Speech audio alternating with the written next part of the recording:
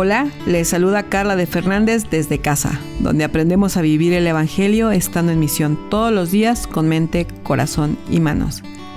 Este es el 9º episodio de la serie de la vida de Josué, la historia de una vida bien vivida. El episodio de hoy se titula No temas ni desmayes. Bienvenidos a un episodio más con Carla de Fernández en el podcast Desde Casa. Cuando hablo acerca de la maternidad o del matrimonio, suelo decir que ninguna de nosotras nos hemos graduado con honores de esa vocación.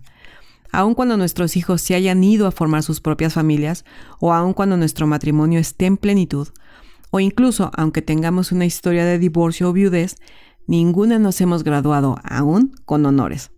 Seguimos aquí, en la tierra, haciendo lo que se nos ha encomendado, aprendiendo, cometiendo errores, resarciendo otros, pero con la esperanza de que cuando el dueño de nuestra alma nos llame a su presencia, podamos escuchar de parte de él decir: «Hiciste bien, siervo bueno y fiel.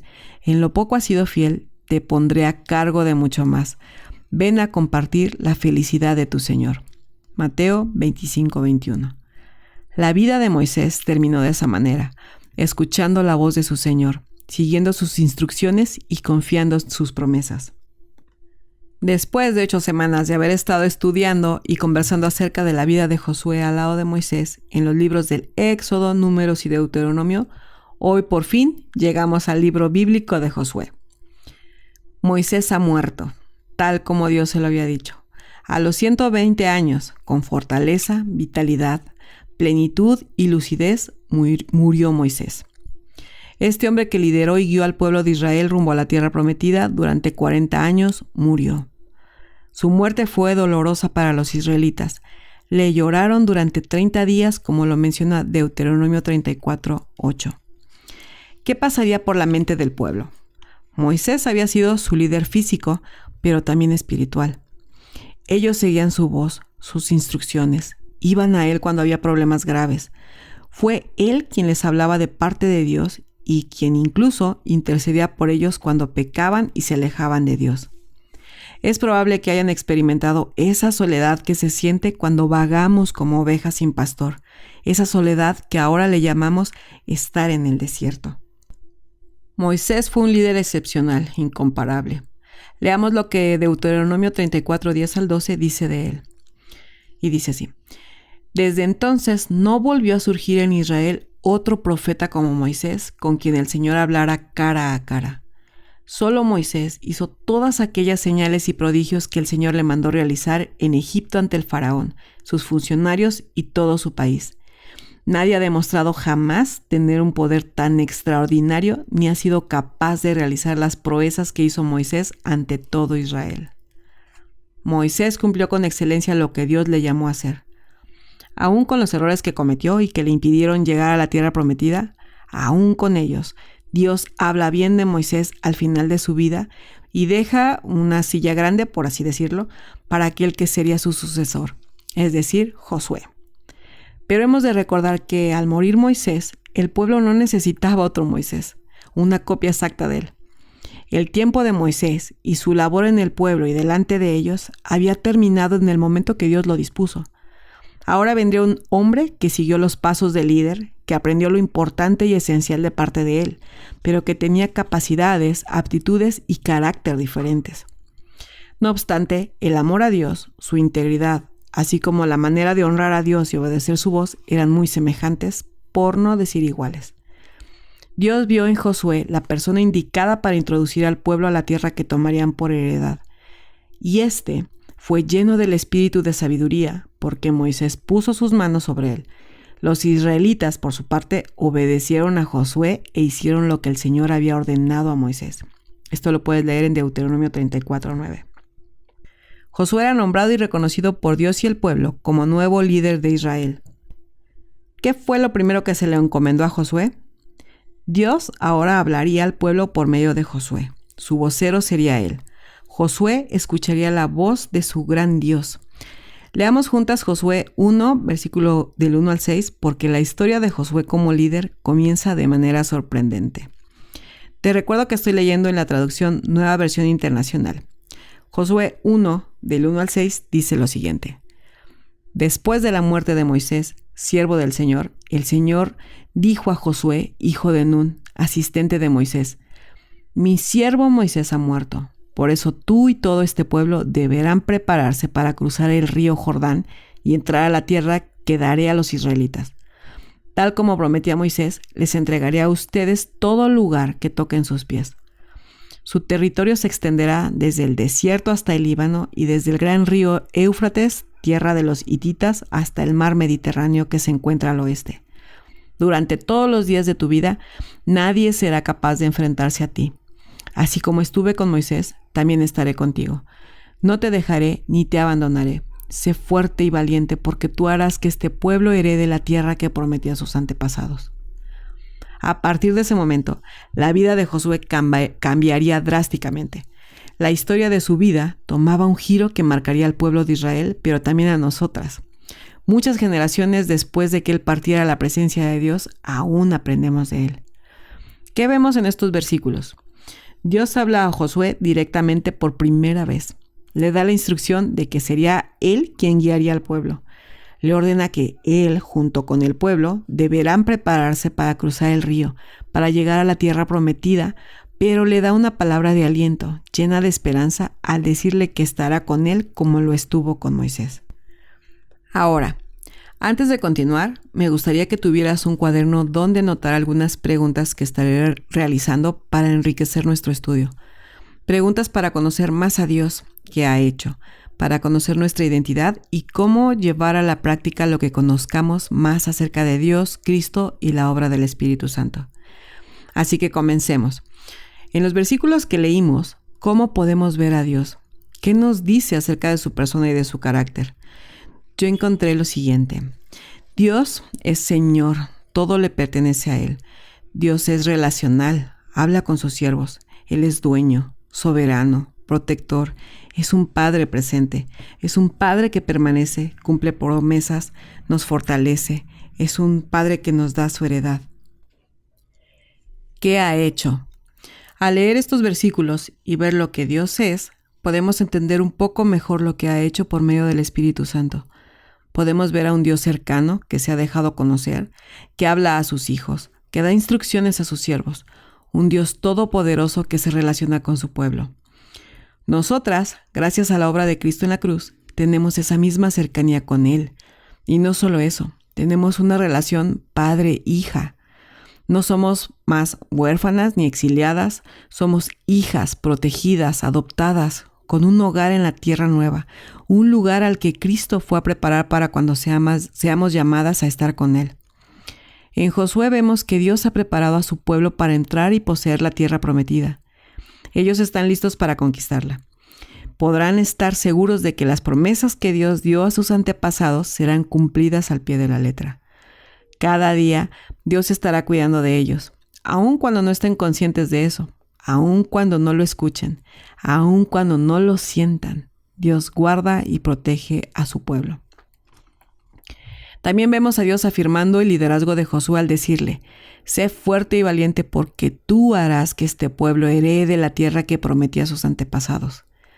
En esa misma frase vemos a Dios animando a Josué, recordándole que Él estaba acompañándolo, le infundía fortaleza y aliento. ¿Quiénes somos nosotras? ¿Cuál es nuestra identidad?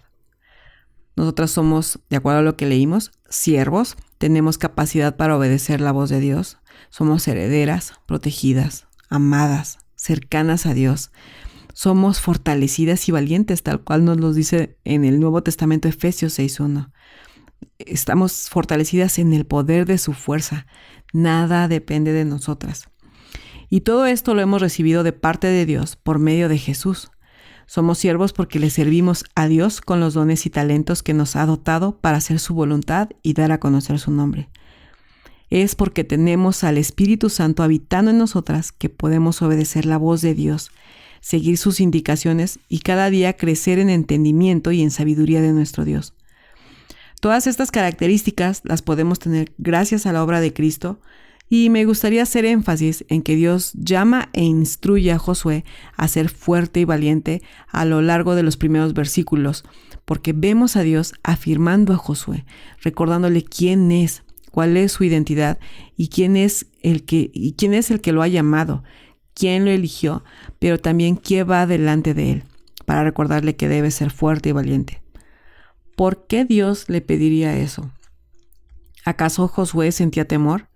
¿Acaso mostró debilidad? La Biblia no nos habla de los sentimientos de Josué, pero podemos inferir o especular lo que Josué podría estar experimentando, porque seguramente en alguna ocasión nosotras hemos estado en una situación en la que sabemos que Dios nos ha llamado a realizar, pero que al mirar a nuestro alrededor o en retrospectiva, vemos que hay otras personas que han hecho una excelente labor antes que nosotras. Eso puede quizás llenarnos de temores, de inseguridad al pensar que tenemos una silla muy grande por llenar. Podríamos temer a que otros nos vean fallar o esperen que hagamos lo mismo que otros hicieron o de hecho hacerlo mucho mejor. Te tengo una noticia, una buena noticia. Dios nos ha dado una identidad única. Nos ha dotado de talentos, habilidades y aptitudes para llevar a cabo lo que nos ha llamado a hacer. Ninguna de nosotras fue llamada para hacer o ser lo que otros fueron llamados a hacer y hacer. No me refiero a que no haremos lo mismo unos y otros, sino que cada uno, con lo que Dios nos ha dado, cumpliremos su llamado para nosotras en tiempo y forma. Esto puede llenarnos de temor o incertidumbre. Pensar en que lo que tenemos delante es difícil a nuestros ojos puede hacernos dudar o temer. Quizá eso mismo experimentó Josué al escuchar la instrucción de Dios de cruzar el Jordán, una tarea humanamente imposible. Una orden que requería confianza en Dios y no en las capacidades de Josué. ¿Te has sentido de esa manera? ¿Has tenido dudas o temor? ¿Te has sentido débil?